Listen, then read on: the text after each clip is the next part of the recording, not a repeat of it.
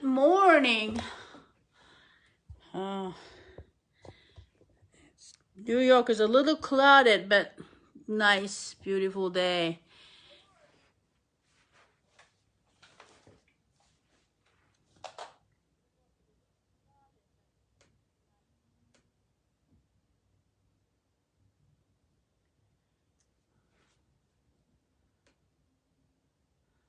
Good morning, Sarah.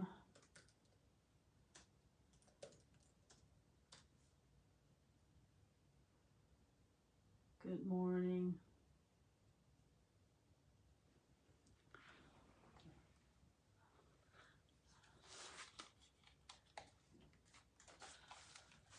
Let me check the microphone again.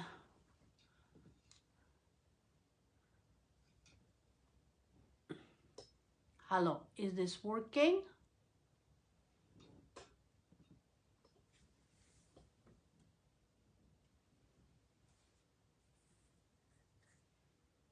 I don't think so. Let me do this again.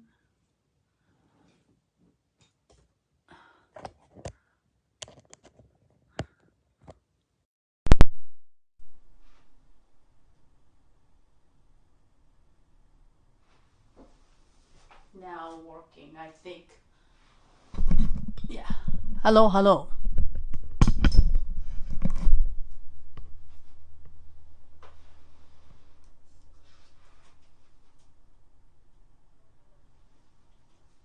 Good.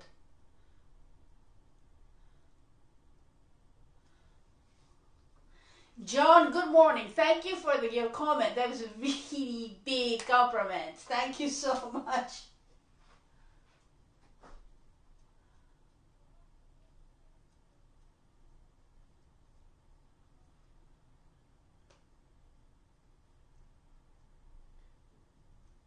Okay.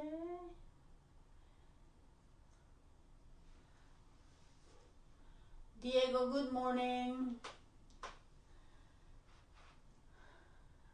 Okay.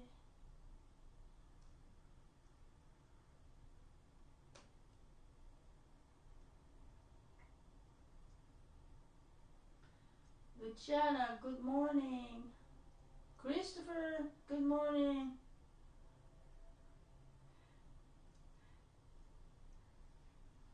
Andy, hi. Max, good. Hi. This is the George Washington Bridge. George Washington Bridge is, you know, we live in the way uptown.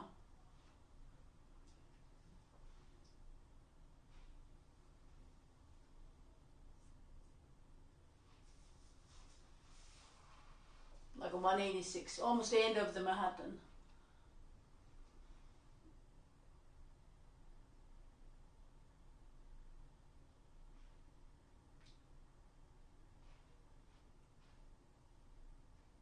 Good.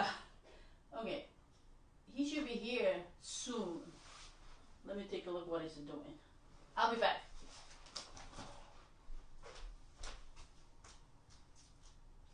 Okay, ready. Yeah, you ready? Yeah, I was looking. What's on you? Go, go, go.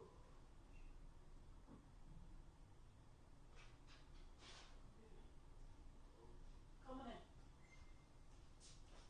You go first.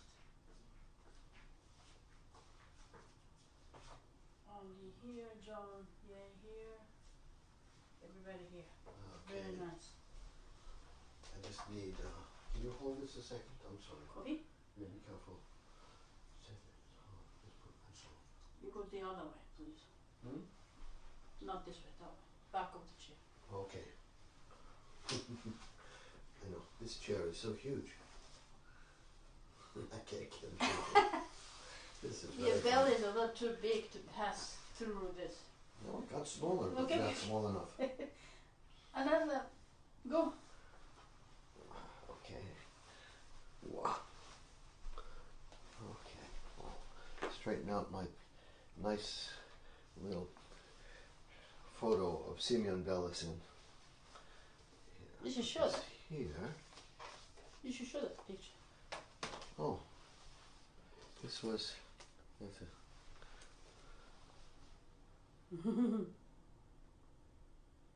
you see it? Yeah. Okay. Here. It's one of my father's teachers. Yeah. Here you go. You want to call? Uh-huh. Again. Shut up.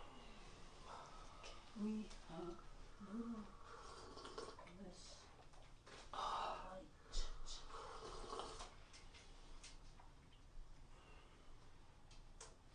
Even more. Everything is ready, Charlie. Microphone is working. Except for me. Exactly. I'm the only thing that's not ready. I'm trying to get ready quickly. Yes. Okay. I'm almost ready. Yes, Andy. Arvin, yes. Study with Bellison, yeah. Oh, right. Andy said that Bellison gave a premiere the Rhapsody WC in Russia. Oh, was Belasin who did that? Oh, that's bad. Bad? Why?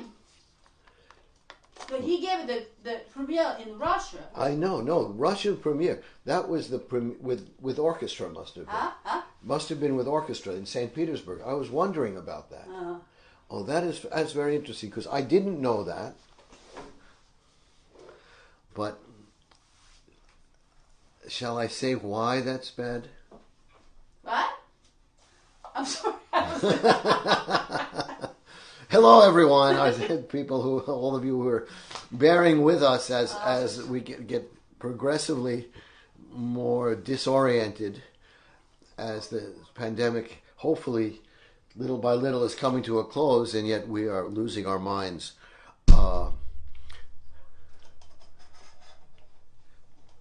There was an article in the Atlantic just now exactly about that subject. That in the late pandemic, we all seem to be losing our minds. They tried to make it out to be somehow normal, and was very optimistic, saying that once things get back to normal, if they ever do actually, that we will get back to normal as well. Well, I do hope that's the case. I try to be optimistic myself. But that's very interesting that Belasin. I had suspected that it must have been Belasin because the orchestral premiere of the Debussy Premiere Rhapsody was in St. Petersburg. Oh, really? Yes. And Debussy traveled there. And should I mention why I said that this is bad? People probably actually want to know.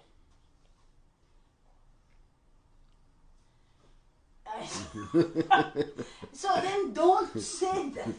Well, you have to say the personally, please question. You don't want to do that for the public. How about that? Well, maybe I will. Because, nobody's perfect. People are not perfect, and we all have our flaws. Even reading quite a bit about Mahatma Gandhi, I found out that he also had flaws. So even the most incredibly humane person is not perfect. And of course, I'm not perfect at all myself. And Debussy was not perfect either. He was actually not a nice person, I could say. And I'm not going to say much more about that, except, excuse me, Now I need more coffee before I actually continue with this. 1 second.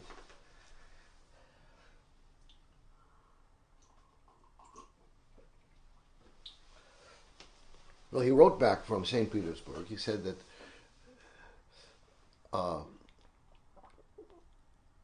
well, I should say that, first of all, Debussy was a French nationalist, chauvinist, and he was also not a very nice person. He was very outspoken.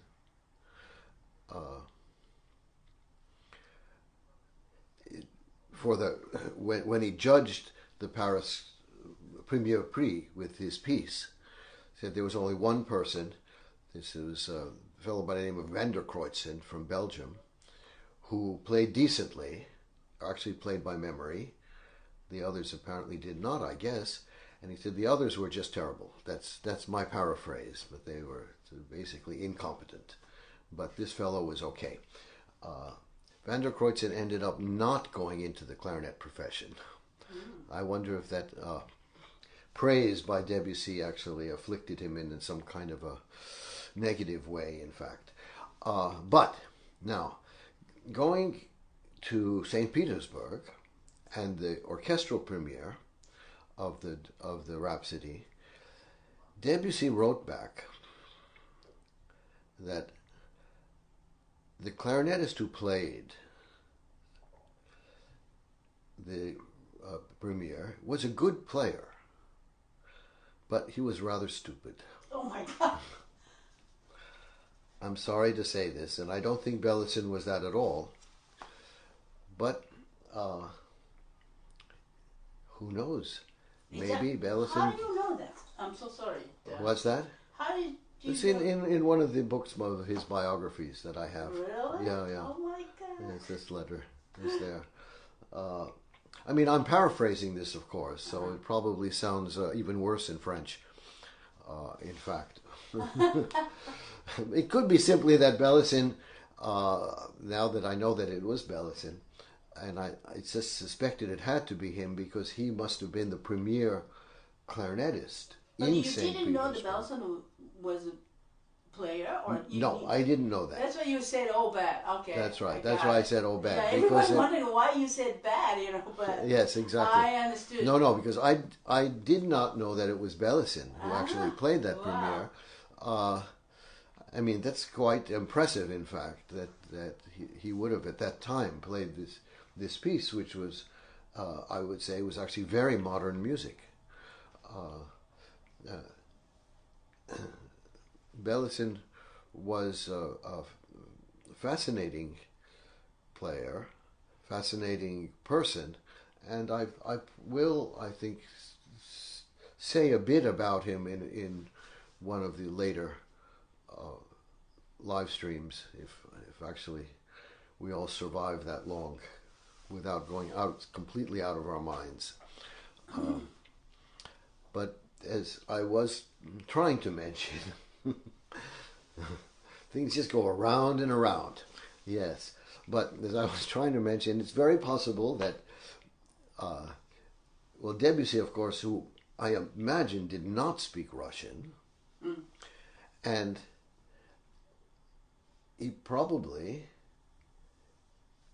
was not impressed with Bellicin, who most likely did not speak French. Really? I don't know. Do you think that Bellicin spoke French? I don't know. Yeah, I'm not so sure. That many people did speak French in Russia. Yeah, yes, I thought so. It was basically a kind of second language, but only among a particular. You see, now I'm thinking in Russian. What do you call it? That Russian word, sloy. If there's any Russian speaker, you can translate that into English for me. But I can say that probably those who played the D in E flat. Yes, right. He played the D and E flat, exactly. That's exactly what he did. Oh. And he said, oh, really this funny. fellow, mon Dieu, it's Mon Dieu, impossible. Anyway. That's the reason. Anyway, well. Funny. Yeah, all of you should read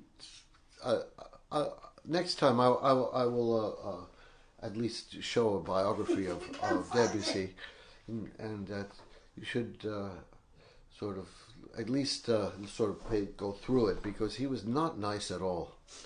He was quite a terrible person, but a remarkable genius. Yeah. So, shall we get now to business somehow? And I don't know why everything that I have here is so...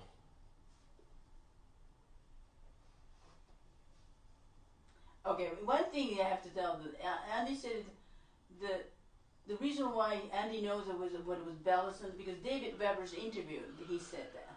So sources from David, so just in case.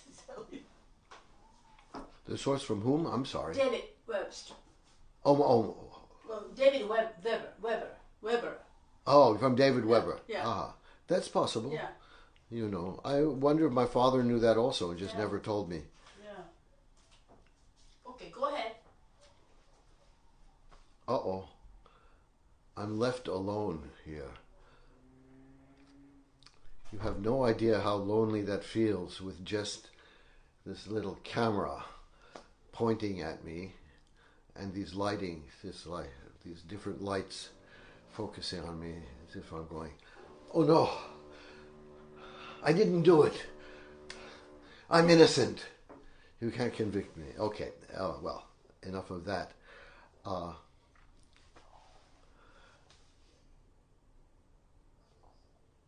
Of course, as I mentioned in my introduction,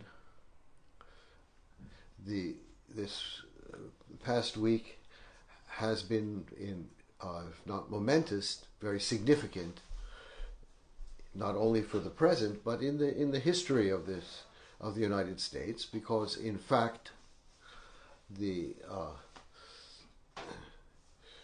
Congress did approve the stimulus, this $1.9 trillion stimulus. I still can't get used to this trillion, which is apparently not particularly large figure.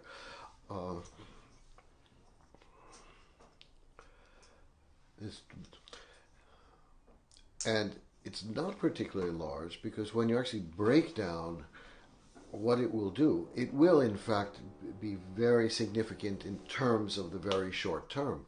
But hopefully what it will do is allow the economy to actually recuperate in a way, in a pace which is quick enough so that people can actually begin to live some kind of semblance of normal lives and to recover at least some things which they lost during this time of the pandemic. As I mentioned also in my introduction, what is notable about it is that it is geared towards bringing relief to the maximum number of people in a way, and not to concentrate on what was called trickle-down relief, trickle-down economics, as it were, which actually is something which the United States and, I have to say, much of the world has in some sense or other adopted since the 1980s. That more and more, and this trickle down has had basically, I would say, devastating effect on the world, and we end up now with this very dysfunctional kind of society, in part because of this. And why is that the case? Well, let's put it this way. Even now, the Republicans of course, in the government in the United States, trying to push once again the idea of repealing what's called the estate tax, which some people have labeled a death tax. This is an absurd kind of label for this tax. Now this would be, and somehow I think I erased my actual statistics here. That's what was probably what I was looking for all over the place. I have no idea why that happened. Well, it doesn't matter though. That it's but over at the estate tax applies only to over an estate worth several millions of dollars in the United States, and doing away with that will probably benefit, I don't know, maybe 5,000 people, something of that sort, not very many. And the question of what basically the accumulation of wealth, let's say, by small, again, I need somebody who speaks Russian, because I'm keep thinking of the Russian word sloy. That's a segment, perhaps, yes, of the population, something of that sort. Actually takes productivity out of our society, and rather than have it trickle down to benefit everyone somehow, it in fact stays up there and creates larger disparities of wealth. And what that also does, I think, is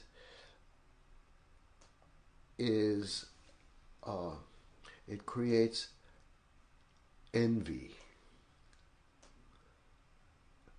And at the same time, sort of looking at it, they say, well, maybe just if I get the right chance, I can become like that as well. And these are all, this is sort of a very dangerous state of mind, I would say. That's I'm being not very articulate right now, but hopefully it will get better. Another thing I should mention, just on the United States political sphere, is that in 43 states across, and remember there are 50 states here, 43 states, Republican legislatures have introduced over 250 bills to make voting more and more difficult. And the justification for this, very often, is they do this for the sake of democracy. And this is something I'm not going to speak about in detail now at all, but I do want to just show you. This is, there are a few books here. One second. How do I do this? Well, one book here. Hold it. I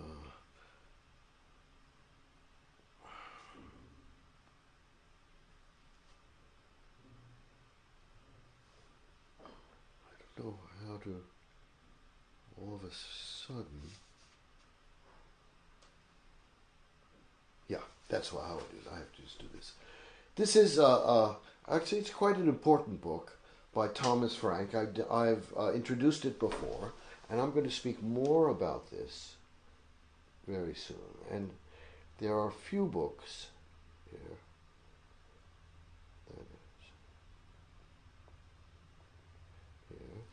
But in particular, I will be speaking about this book, and also,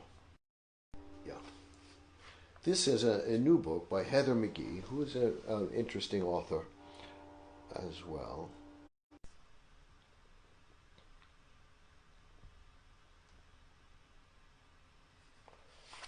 And one more book. Hold it. Here. Sorry, I have to.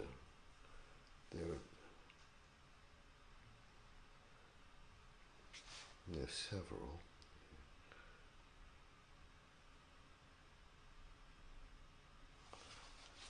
This is by Amy Chua, which I also introduced there, and I'll be speaking about them. This is, I think, altogether they. Okay, yeah, good.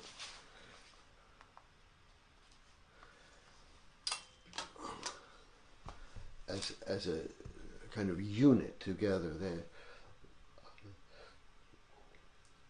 present a very important and interesting, in this way, thesis, and I generalize from that, which has to do with in a way, the danger of culture.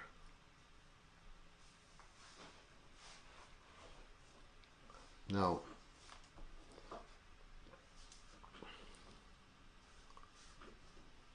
sorry about this. Yeah, Heather McGhee's book, The Sum of Us, presents basically or explores the idea, which is actually very important, that racism and racist attitudes don't only affect negatively the people who are who are the victims of this, but also it affects the perpetrators. Now, Thomas Frank's book basically outlines the history of populism and how the notion of populism has been co-opted and basically usurped, so that what we actually think of as populism nowadays is completely the opposite of what it actually was. And this has to do, and there's the reason I'm talking about this now and not simply just waiting for, I think next week I'm going to do something more about this, and even its connection with music. But this is the notion that the people themselves are not qualified to participate in democracy. That in fact, if you want to have really democracy, it's just the experts, the few people who have knowledge, who have, some people even think, intelligence, which they say that the massive people do not have, that they're the only people who should participate in democracy. And that's what democracy really is. And this is, in a certain way, the rationale behind so much of what the Republicans are doing to limit access to the vote. Now, Amy Chua's book actually talks about tribalism and tribes, and how that is something that in this age of politics is often neglected completely. And of course this is very, very obvious when you just look at what has been happening in the world and you see the debacles that you have in the Middle East, you have in Asia earlier, etc., etc. And all of this I will address next week, I think, more. So, what am I going to do this week? Now that I've done everything pretty much. And this is along the same lines. One good news is that, at least for the United States, is that there is a considerable rollout of vaccines, and our president now, Biden, has promised that by May 1st, everybody over the age of 16 will be eligible, and he's hoping by July 4th, of course, for the U.S., this is such an important day, I guess, that we will be able to more or less return to normal. I can't believe that that's actually going to happen, but that is the good news. The news which is not so good, though, and I don't know why I'm missing all my statistics that I had so carefully written down. Oh, that's so annoying.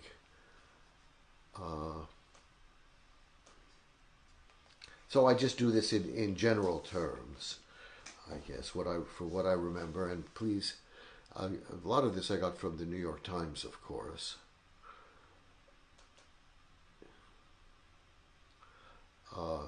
And that is that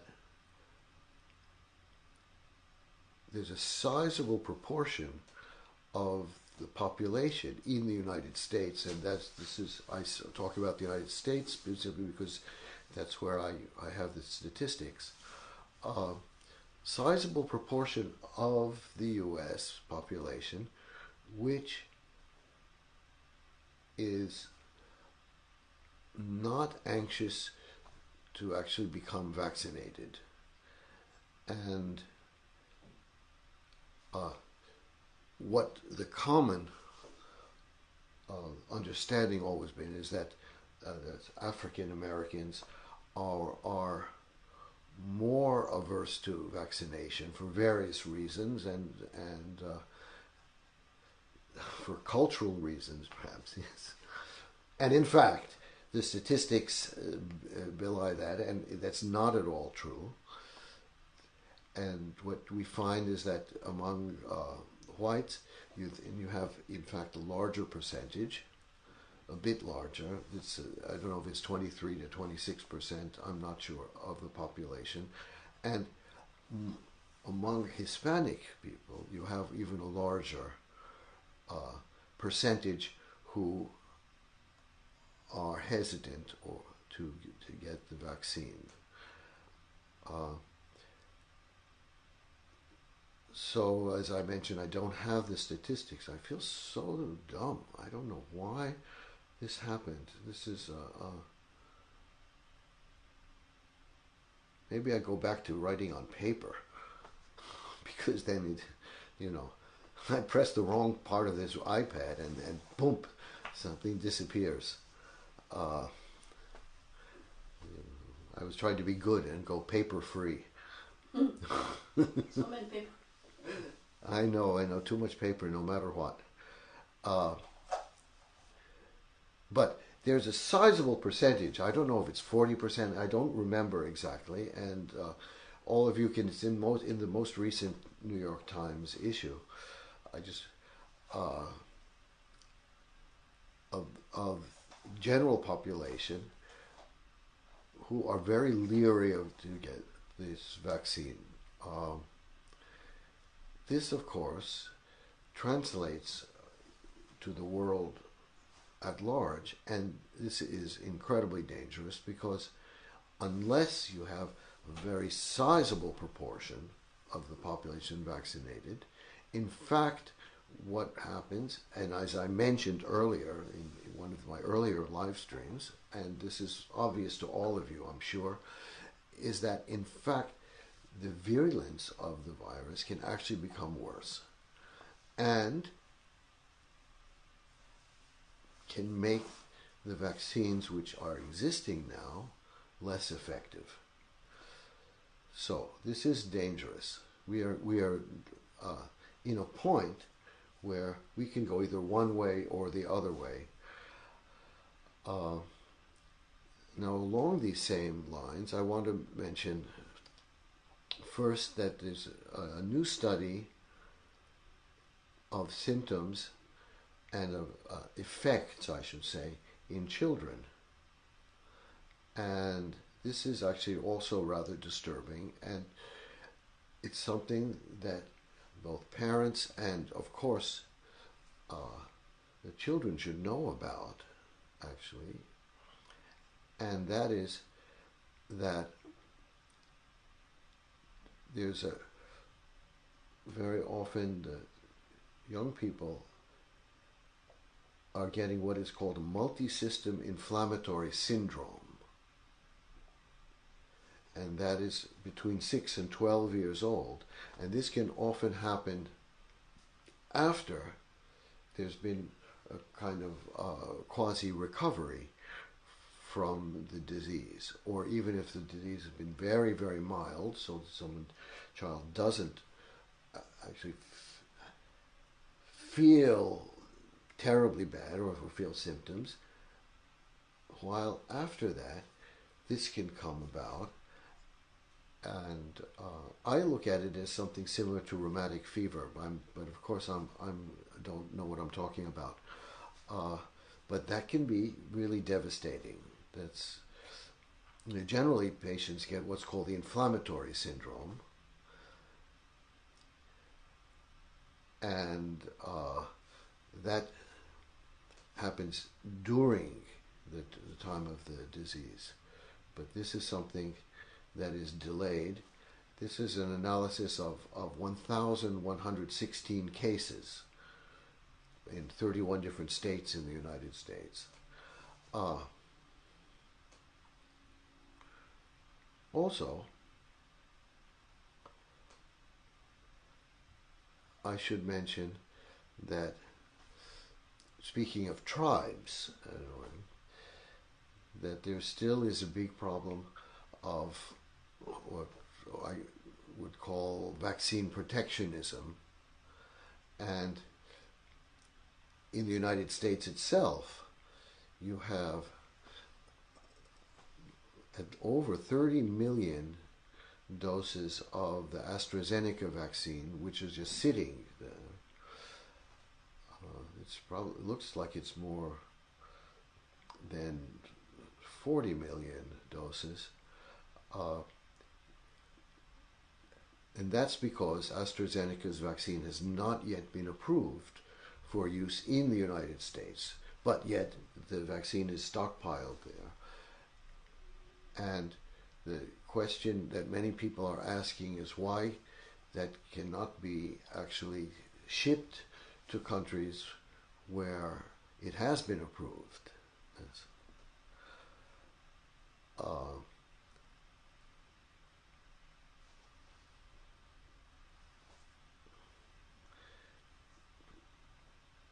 Of course, there can be terrible political fallout from this, because even though there's been a big escalation of the vaccination in the United States, there still are many people who are not vaccinated. Of course, there are many people who do not want to be vaccinated, and if it is known that the U.S. ships so much vaccine out of the country, there's probably be some political repercussions, and there will be some people who will try to take advantage of that. And of course, as politicians think, this is something that they have to be very concerned about, perhaps more concerned about than the health of the world. Of course, it's a little bit complicated because the AstraZeneca vaccine has not been implicated, but it's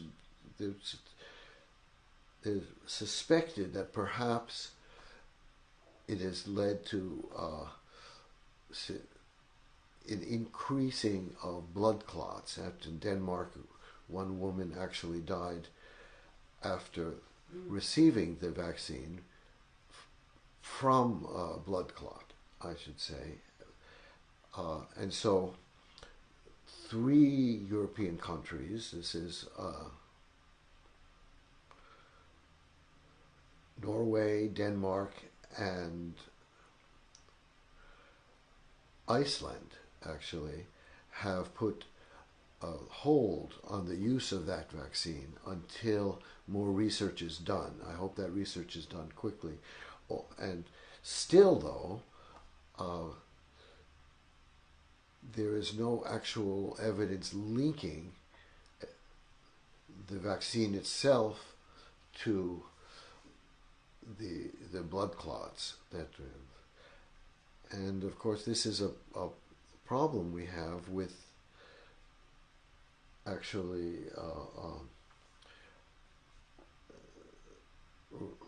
how do you call it,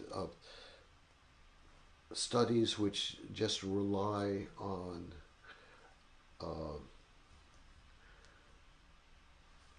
see, now I forgot the word I'm supposed to say. This is the late pandemic. This is exactly what was being talked about in the Atlantic, that the author of the article, who I forgot also, mentioned that his words all of a sudden are not coming into the brain because of this that way. But anyway, these are kind of well, basically statistical tests that go that rely on not I would call instrumental causes, but basically you see, again, I forgot the word. Someone has to tell me. I can. I'm to the. Not me.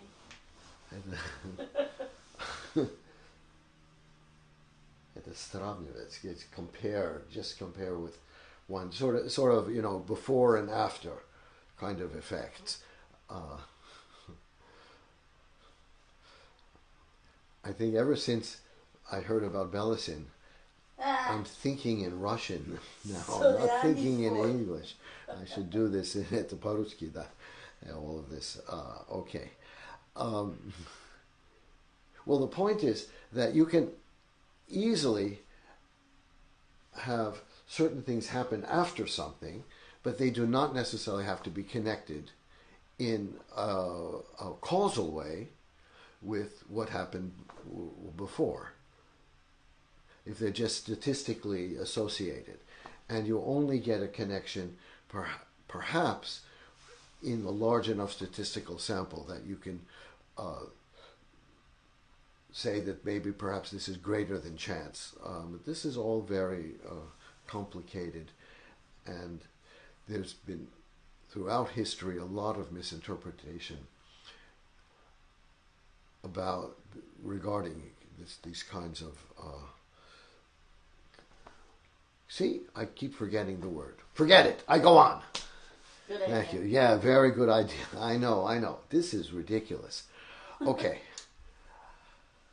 So, there's so much to talk about here. I'm just going to talk a little bit.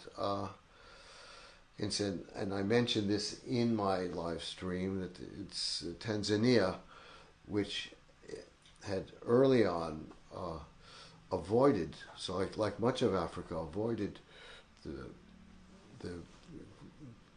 coronavirus, has actually been recording huge numbers, I'd say, of people who have succumbed to coronavirus. And the president, this is John Magufuli, who, maybe he appeared today, but I don't think so, has been absent from the public for a long time, is the subject of rumors that he's actually critically ill with COVID-19. And that's after scoffing at vaccines, saying this is all fake news, and also mentioning that God would keep him safe. I think God probably heard that and said, nope, not for you. But I will not say any more about that. I will shut my mouth. Okay.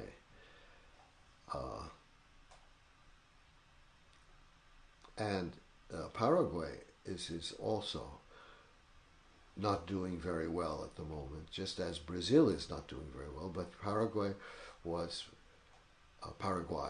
guess I don't pronounce anything correctly also,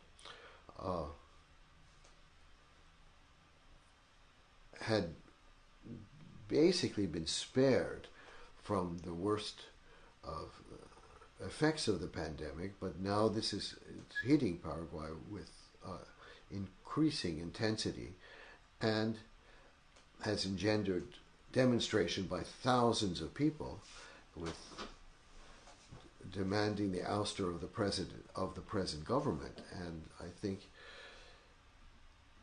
there have been several bloody clashes there, and this is very unstable at the moment. But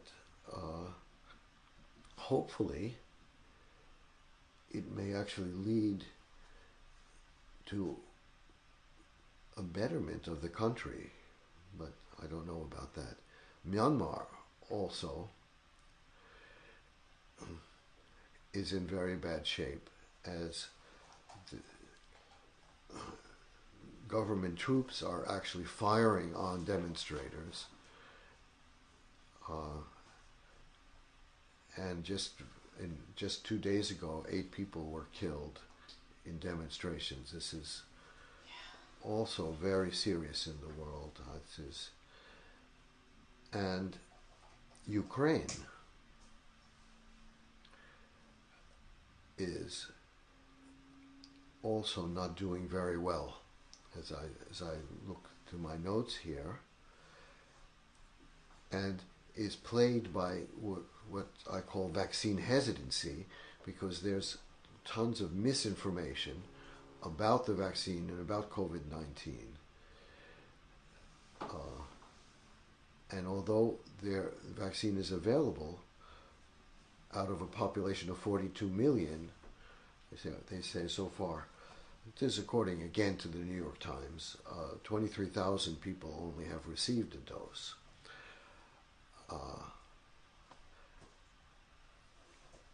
Okay, continuing. Yes, I know.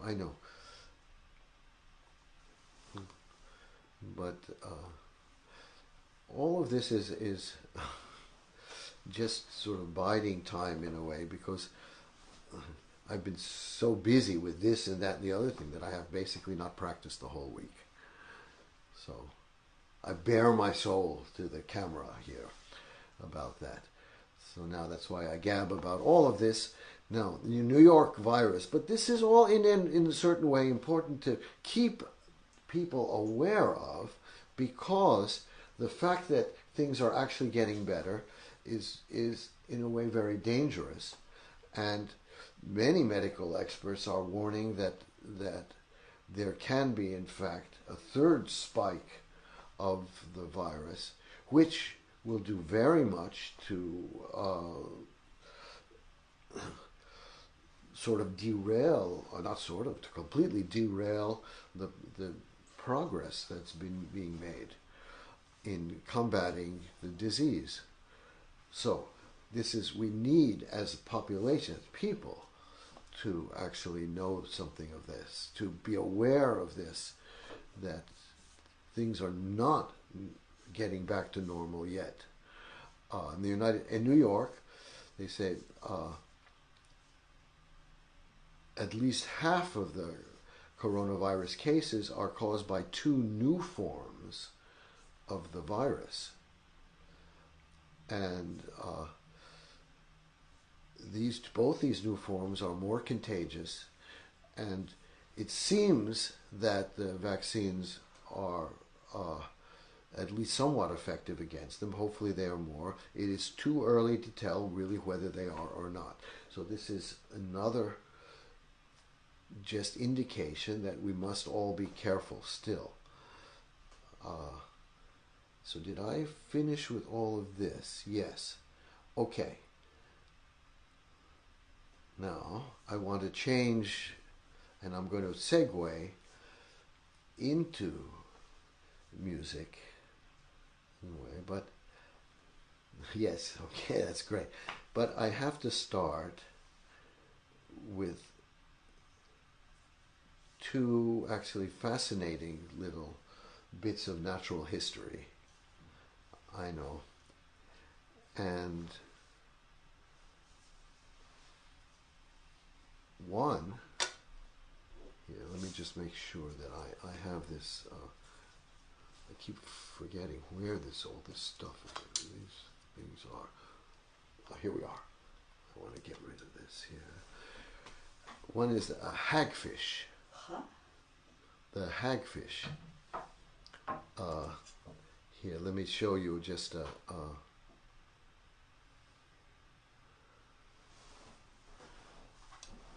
picture of the hagfish. Hagfish is very unusual fish. Not hugfish, hagfish. Yeah, here we are. Hagfish is not an eel, but it is something very, very unusual. Yeah, I don't want to show this. You should see it. Yeah. Now it's considered a delicacy in some parts of the world. Okay. But what is notable about it, and actually rather remarkable, yeah. 1 second. Once again, I have to find the right article here. Yeah. Is the hagfish slime. Again. No, this is another slime, but it is amazing as something. And the hagfish. I'm so sorry. This is again from the Atlantic. The science. Atlantic is it has a wealth of curious trivia, which they present in a very funny way. So as the Atlantic, the author wrote in the Atlantic that hagfish produce slime the way humans produce opinions. Readily, swiftly, defensively, and prodigiously. Now, in Oregon, a truck full of hagfish slime overturned on an Oregon highway, and the animals, well, they were destined for a country, I'm not going to state what the country was, where they are eaten as a delicacy, but instead, because of the truck that overturned, they were strewn across of the highway, and the road and one unfortunate car came completely covered in this slime. Here. It's wonderful, though. We have to find the slime every week and the shirt. Oh, that's my right. God. So it completely covered this car. But the slime. Hagfish slime? Hagfish slime, yes. Yes. Now, you see that the slime of hagfish, the hagfish will release, as I'm reading in the article, they say less than a teaspoon of this slime, this gunk, hagfish, from its slime glands, they say. But then in less than half a second, that little amount will expand 10,000 times. It's one of the most remarkable substances in the world. You reach in and every move of your hand will drag water with it. Here, we have another little...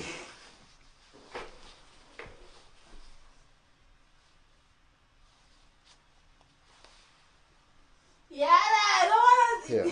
Wait, here. Take a look. It's really incredible. Can you see it? Yes. Wait, it's going to start and then keep going. There. Here we go. There's our slime. No, I didn't show it. I'm so sorry. You should show it. Don't. You see? Can you see? Can people see it? Yeah. You see that's yeah. Why do you like slime? No, I know. It's just it's not that I like slime or not. This is more than fascinating. This is you see, it's unlike anything else, they say. It looks like mucus, but it's not at all. First of all, the slime is not sticky. Oh. It's just this a huge amount of that. And the hagfish themselves, they scrape the slime off once they've produced it, simply by tying themselves into a knot and then squeezing themselves out, and the slime dissipates that way. So, yeah, 40 milligrams of this slime, proto-slime, I should say, will create a liter of that slime. So it's incredibly strong, though, very elastic, but completely incorporeal. It's the softest material ever measured. They say that Jello is about 100,000 times stiffer than hagfish slime. Oh. That way. And this was, it's in the University of Illinois at Urbana-Champaign. They have been doing a lot of research on this hagfish slime, and they had to invent new methods of measuring it, of assessing its qualities, because conventional instruments failed to cope with it because it's so incredibly corporeal. You see, it looks like water, but when you stick your hand in it, you find that it just sticks to you and comes up like this way. But it's made of protein threads, which generally what slime is made from. You see, so it's very nutritious, in fact. But each one is 1/100th the width of a human hair. Each what? Each strand of protein, like the hair, it's like a hair. You see, is 1/100th times of a hair. Smaller, thinner than a hair. It's remarkable, and yet it can stretch an incredible amount still. Wow. So, you see, and what it says finally, and within the slime glands, each thread is coiled like a ball of yarn within its own tiny cell.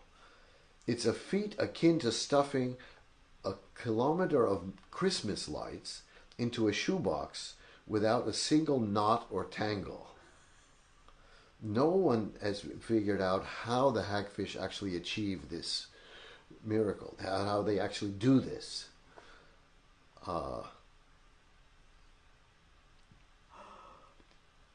It's an incredible kind of thing. This is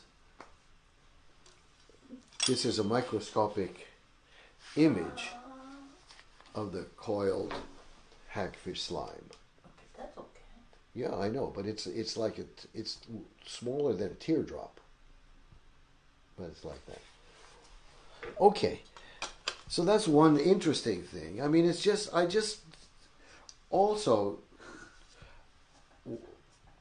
I bring these up now. Well, first of all, because we need a little bit of levity, I think, in this day and age, especially after a year of this, and still so much, we have so much depressing information. We need that, but also the point for me is that we are part of this world, and we are not the only things in this world, and there are things which are remarkable, which are not part of us, you see. And because of that, I mean, that knowledge hopefully will also transmit to a feeling that as species, we are all over the world. We are a species. And it's not like that I'm the person here who is great and you are nothing like that. No, we have to, this is a way that we can understand that we have to come together as a species, as life in this world. Okay, now, one more thing. I'm sorry, but this is one more thing in the natural world. And this comes from the Smithsonian. And this has to do with sea slugs. They're also kind of slimy creatures, I guess, yeah. But they do something quite remarkable in themselves. They decapitate themselves. In other words, they cut their own heads off and then grow new bodies. I mean, that's something that probably all of us would love to do at one time or another. What is it? Stop. What's that? Stop cell or what is it? Decapitate. It means we cut their head off. Yeah. Off with their heads. That's like the Mad Hatter. That's the thing. But can people actually hear me? I think Yes, I forgot to ask that. I did already. I know you did. You're doing incredibly well. But so here, this is the sea slugs. Oh no! Come on! I don't need that. Get rid of this. Here. Yeah. Here. There's the decapitated sea slug with its body. Yeah, and yet, can you see it? Yes. Oh, I'm sorry. Yeah, it's very short. Here, let's do this again. No, I don't. This gives me trouble. I did. Okay, the smaller one works. Do you see that? Just a minute. Can you see? Yeah.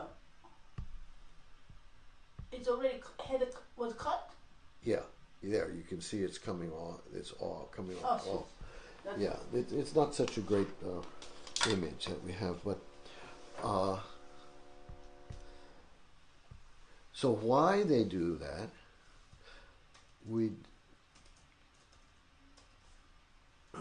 don't know. Now that they say, oddly enough, the headless bodies also survive for a few months, but then they sort of start to rot and disappear. But the heads actually grow new bodies. So basically, the sea slug, when it becomes tired of its body, sort of ejects it, and then grows a new one. You see, that's also fascinating, and it's, as I mentioned, something that I'm sure all of us at one time or another have thought, oh, why can't I just get rid of this body, get a new body? Well, okay.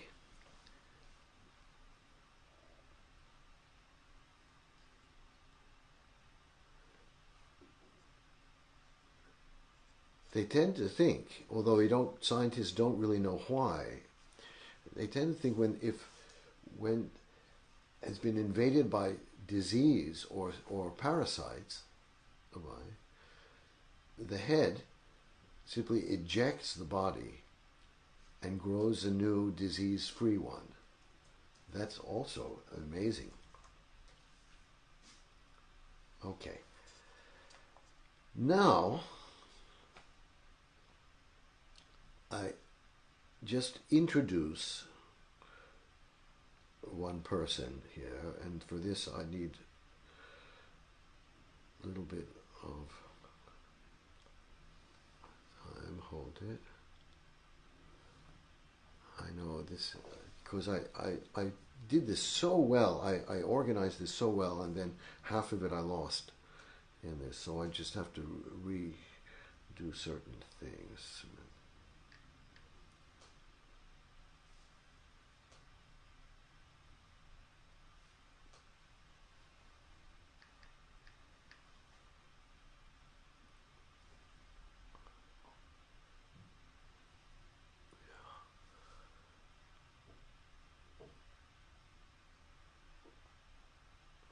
I'm sorry that I'm so disorganized.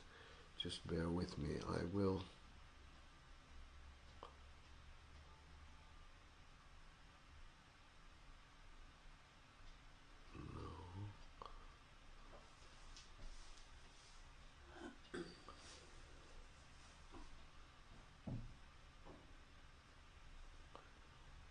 Well, I'm actually being silly. Let me do this in another way.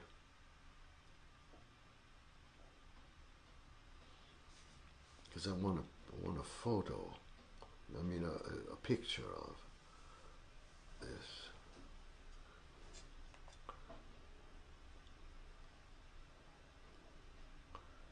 Because I have a text, but I just want to show a picture, and that's what I lost.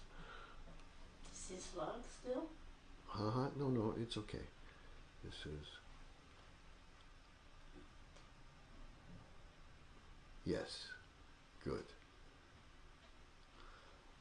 Okay, I just mentioned this, and this is something that I've started to do. This,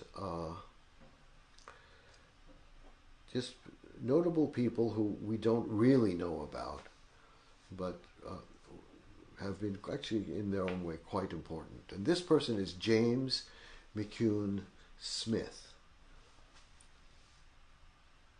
who was the first African American to earn a medical degree, and that was in 1830s. It was at the University of Glasgow, because no American university would actually admit him.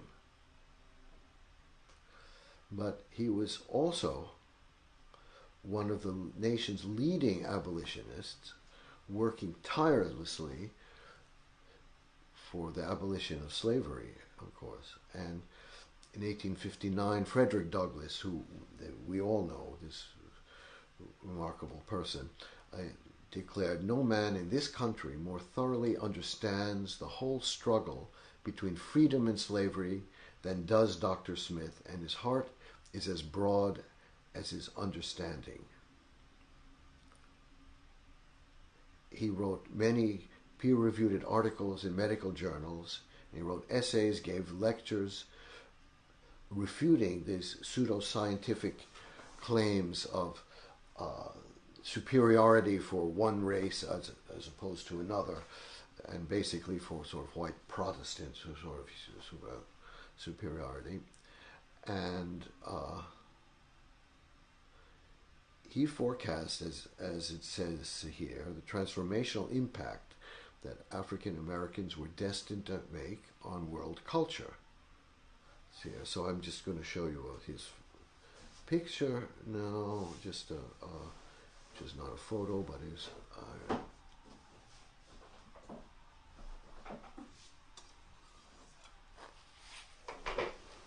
This is him, and this is just a snapshot.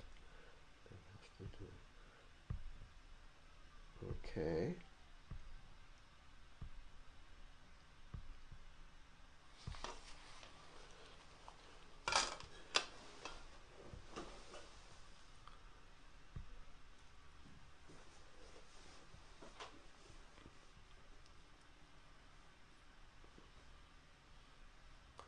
There's a lot about him. He served in New York as a doctor for the Colored Orphan Asylum, and many, many other things. I don't think I need to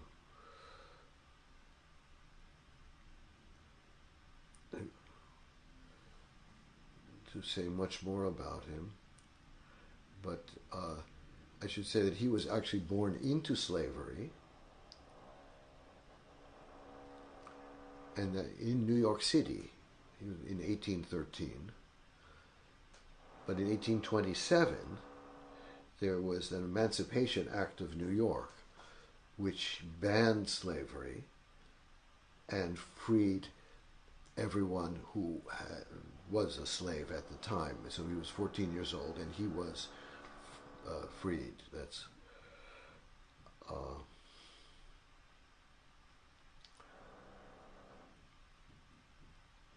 okay. There's a lot about this, but I won't say this. But please look into him, because he's a fascinating,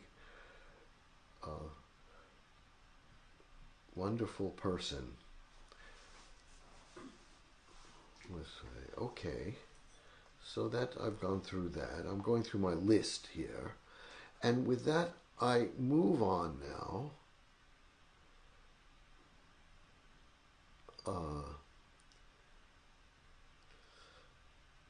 to ragtime music. As I'm making a segue now. And of course, ragtime music and jazz, which perhaps we can say grew out of ragtime. I keep pointing out its incredible importance in the development of classical music, of all music in the Western world, and in fact throughout the world, I would say, in the 20th century. One thing that I just read recently, and which I thought was absolutely fascinating, and I have to share with all of you, and this comes from this very cute biography. I have to, once again, sorry, I want to get this. It's by Marvin Griffin Carter. Here. It's called Swing Along, and it's the musical life of Will Marion Cook, who I highlighted a long time ago in these live streams. Okay, it's rather chatty biography, and it's based very much on his unpublished autobiography, it was just basically a series of notes which he had kept and were found after his death. And what this is here is very, very interesting.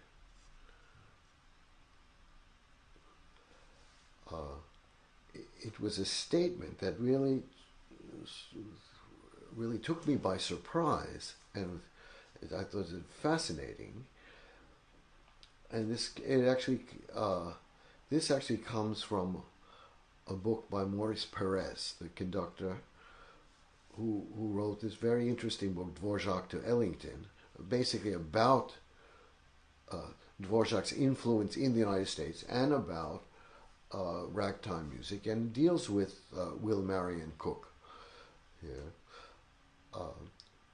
who of course was an essential person in the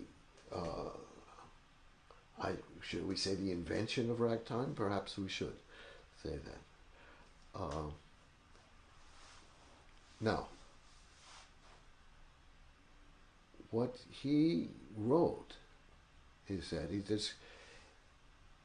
in an 1898 interview, Cook was quoted as follows. He says, "This kind of movement, this is dance of ragtime, this is a rhythm that he's talking about, which was unknown until about 15 years ago, grew out of the visits of Negro sailors to Asiatic ports, and particularly those of Turkey, when the odd rhythms of this danse du ventre, which is of course the belly dance, this is belly dancing in Turkey, soon forced itself upon them, and trying to reproduce this, they have worked out the rag.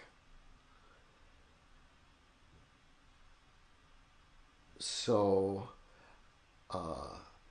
also, now during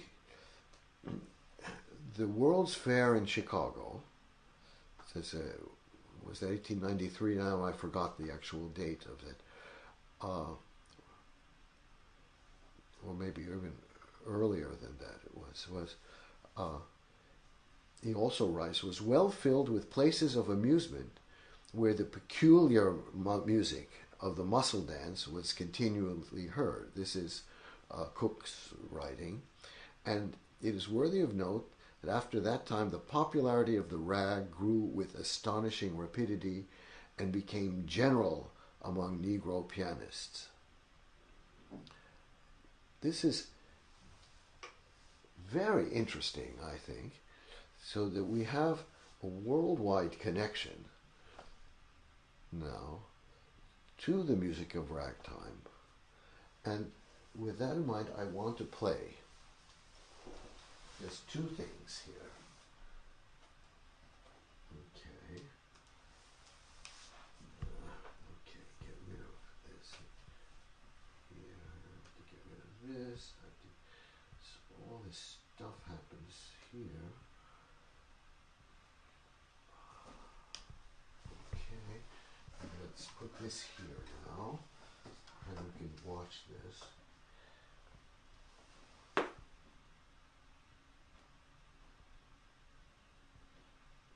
Okay. Now I'm going to play, and you can see some of this. I'll put this on here, but let's first check this out. Yes, be a play too. That's good. Can you pull the table? What's that? Table a little closer. Put the table closer. Yeah. Yes. Okay.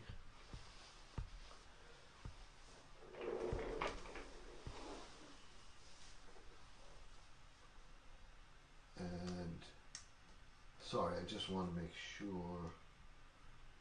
Come on, get this off here and get this here to make sure that this works. This is our sound.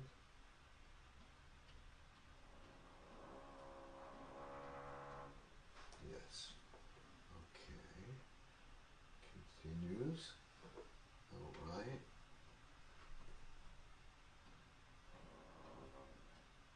Okay. The darbuka is a wonderful drum, which is essential in belly dancing.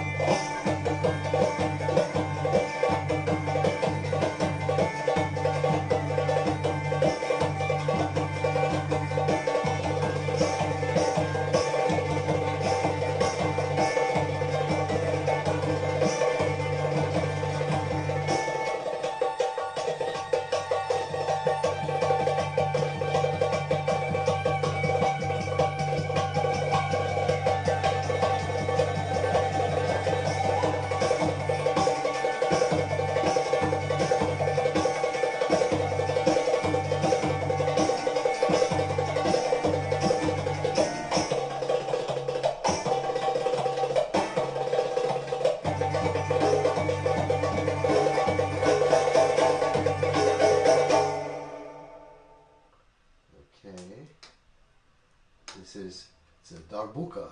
You see, darbuka is this drum that was right. That's quite an essential part of belly dancing. Now, what I want to do now is here. Oh, I had the hagfish here. Oh, I didn't realize that. Okay, there's a movie that was 1941, and it's called Hell's a Poppin', and it's a comedy, but it has one dance scene which is really unbelievable, and somehow it came to my mind when I heard this here.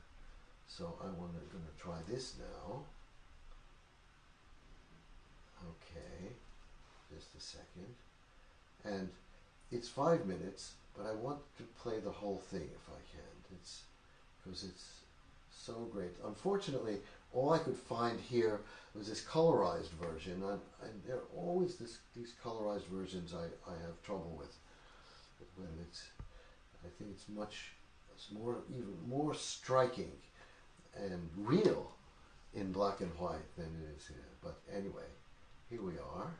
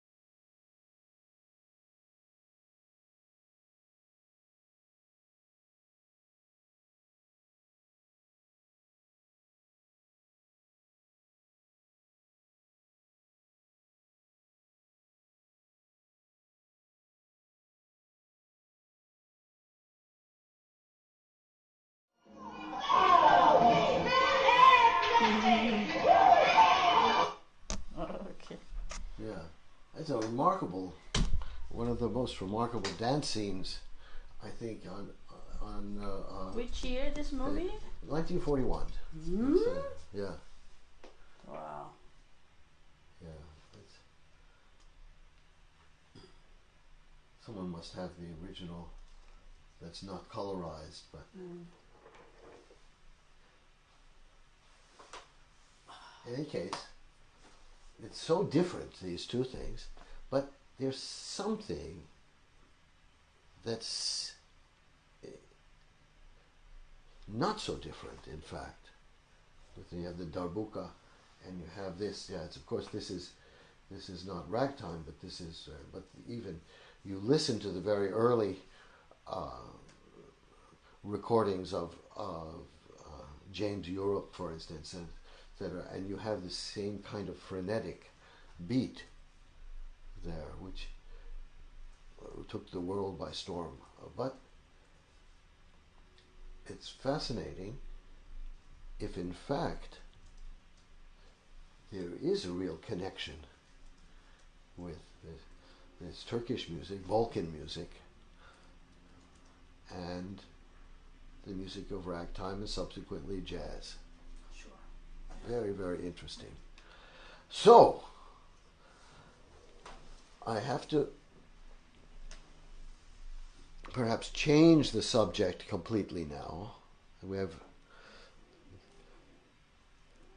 but I do want to do that. Or shall I wait for this for next week? What is this? Because yesterday was the 10th anniversary of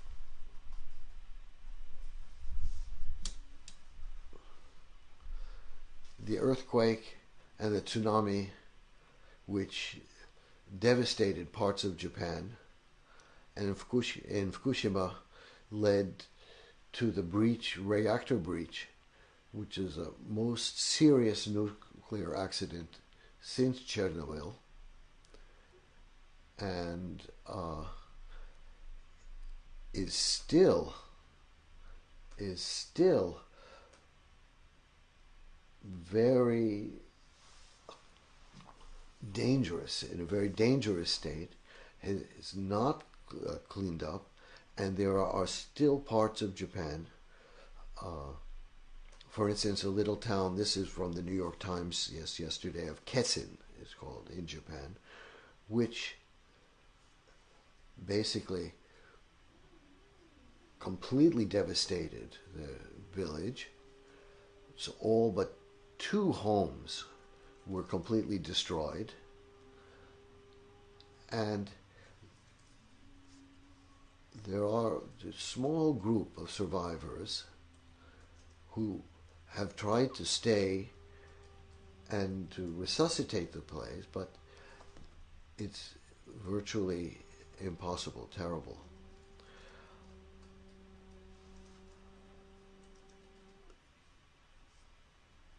And so this is an anniversary which we as a world have to remember, I think.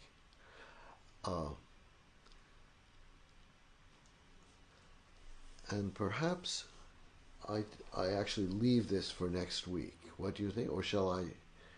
Yeah. So I just continue, but there's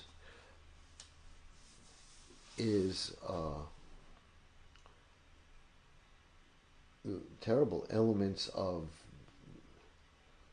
business, of fraud and criminal negligence on the part of the company General Electric with this.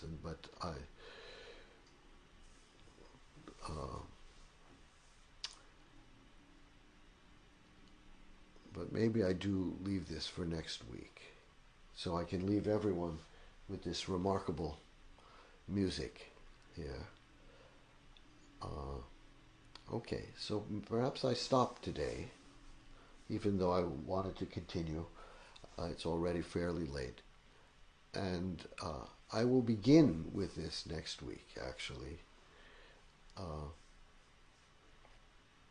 and I will include to play a piece which I've written called Threnos, the time for the victims of the tsunami. But yeah, we should think about it now, and I will revisit this next week, and perhaps I will feel a little more distant from it myself. So, be well, everyone, and I will see you next week, which will seem like in a couple of hours, I think. The way time is just sort of marching on without relentlessly. It's absolutely crazy. I have to stay up, right? Yes, I know that this talk about Fukushima and still the unfinished cleanup and the fact that there's contaminated water, and now the Japanese government is thinking of just draining it into the ocean and say, well, this will of course be okay because the ocean is so wide. This is anyway terrible. That's what happened earlier with mercury in the world.